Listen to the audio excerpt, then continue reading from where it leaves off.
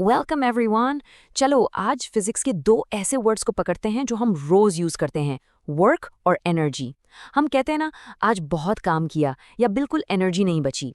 पर क्या आप जानते हैं कि फिजिक्स की दुनिया में इनका मतलब थोड़ा अलग है, बहुत स्पेसिफिक है और सच कहूं तो काफी इंटरेस्टिंग भी है। तो रेडी हो जाओ इन कॉन्सेप्ट्स को बिल्कुल नए तरीके से समझने के लिए। चलिए शुरू करते हैं। ये है हमारा आज का गेम प्लान।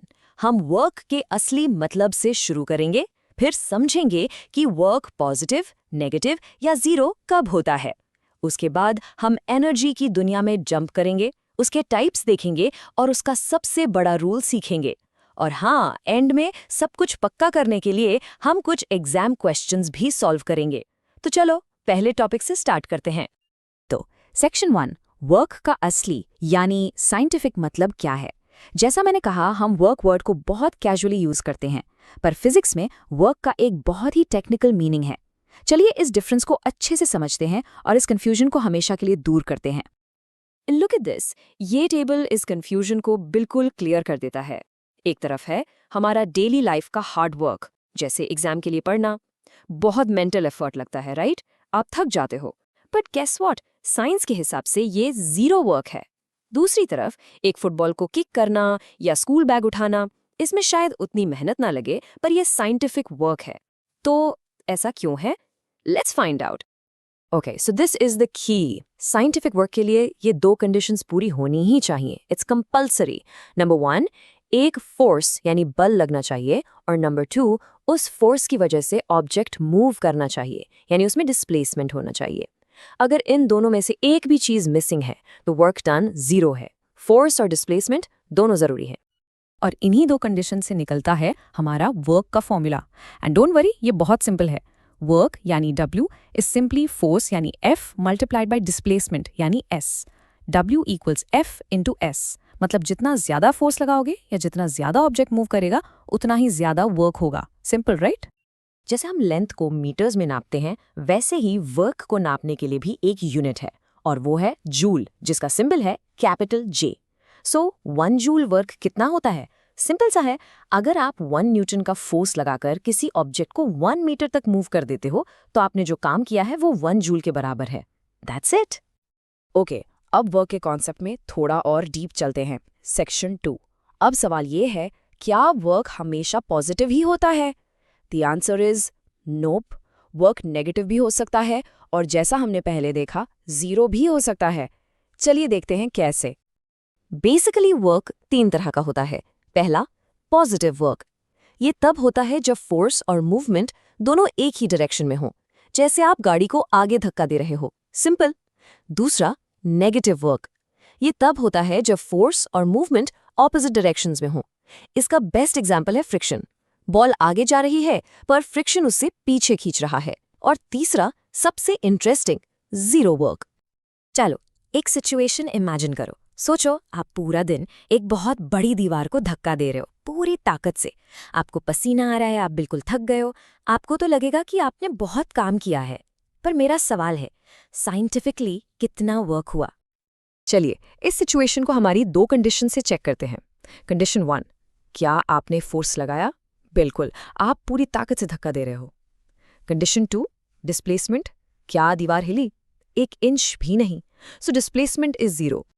तो अब अगर हम अपने formula W is equals to F into S में वैल्यूज रखें, तो ये बन जाएगा फोर्स मल्टीप्लाइड बाय जीरो। और किसी भी चीज को जीरो से मल्टीप्लाई करो तो क्या मिलता है? Zero. So the scientific work done is 0 joules. भले ही आपकी सारी एनर्जी खत्म हो गई हो, फिजिक्स के हिसाब से आपने कोई काम नहीं किया। Crazy, right? लेकिन एक मिनट, अगर दीवार पुश करने में वर्क जीरो हुआ, तो फिर आपकी एनर्जी कहाँ चली गई? आप थके क्यों? ये सवाल हमें सीधा अपने अगले टॉपिक पर ले जाता है। Section 3, energy, the power to do work. हर काम को करने के लिए जो चीज चाहिए वो है एनर्जी। एनर्जी का सिंपल सा मतलब है काम करने की कैपेबिलिटी, यानी काम करने की ताकत। अगर आप में एनर्जी है तो आप वर्क कर सकते हो, और इनका कनेक्शन बहुत गहरा है। बेसिकली जब भी वर्क होता है तो एनर्जी एक ऑब्जेक्ट से दूसरे में ट्रांसफर हो जाती है। जो काम करता है उसकी एनर्जी कम हो जाती है, और जिस पर काम होता है उसकी एनर्जी बढ़ जाती है। और इसीलिए इनका यूनिट भी सेम है, जूल्स। अब आते हैं सेक्शन 4, टाइप्स ऑफ एनर्जी। वैसे तो एनर्जी के बहुत सारे फॉर्म्स हैं, हीट, लाइट, साउंड, पर अभी हम 2 मेन टाइप्स पर फोकस करेंगे जो मोशन और पोजीशन से जुड़े हैं, किनेटिक एनर्जी और पोटेंशियल एनर्जी।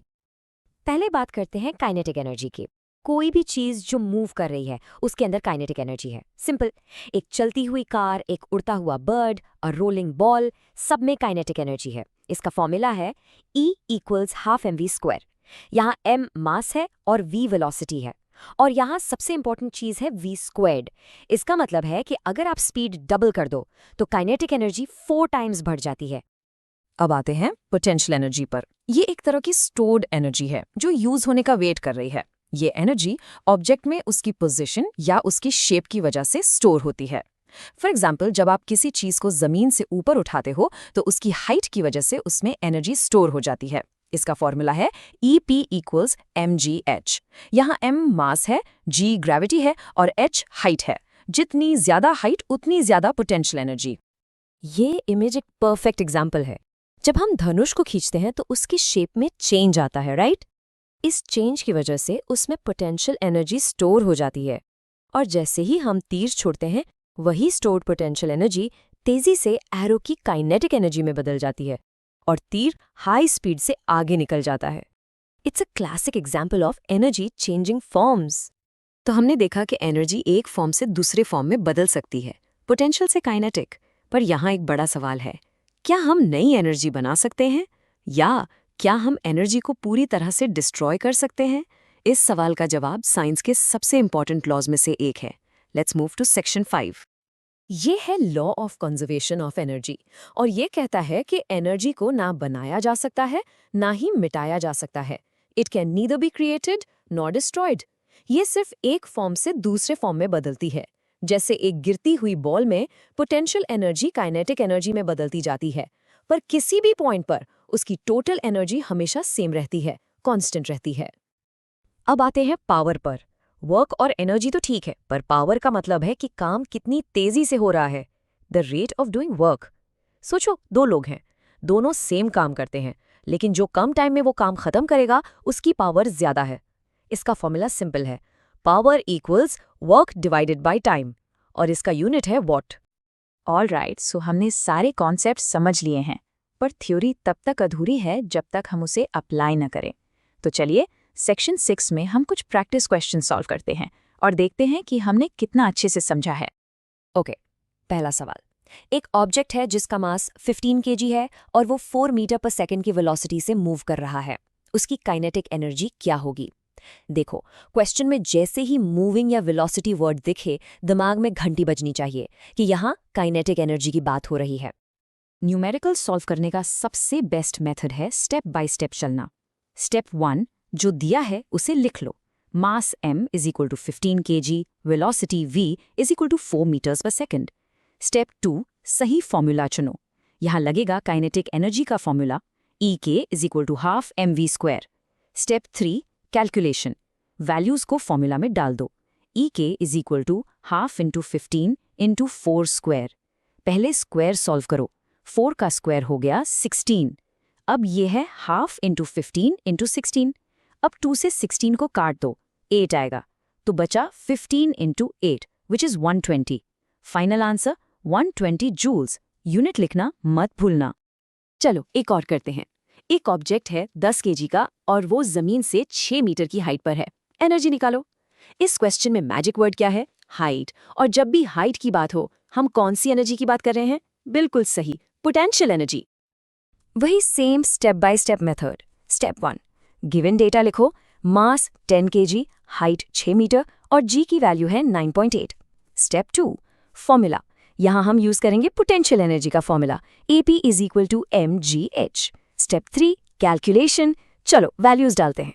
EP = 10 × 9.8 × 6। पहले 10 को 9.8 से मल्टीप्लाई करो, आसान है, 98 हो गया। अब 98 को 6 से मल्टीप्लाई करना है and we get 588। So the final answer is 588 joules. Perfect.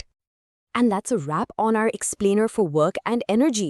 I hope इस सेशन के बाद आपके सारे कॉन्सेप्ट्स क्रिस्टल क्लियर हो गए होंगे। पर जाने से पहले एक आखिरी सवाल आपके लिए, जिसे वर्क एनर्जी थ्योरम भी कहते हैं। किसी ऑब्जेक्ट पर किए गए वर्क और उसकी काइनेटिक एनर्जी में क्या डायरेक्ट कनेक्शन है? इसके बारे में सोचिए और अपना आंसर नीचे कमेंट्स में ज़रूर शेयर कीजिए। Thanks for watching and until next time keep learning.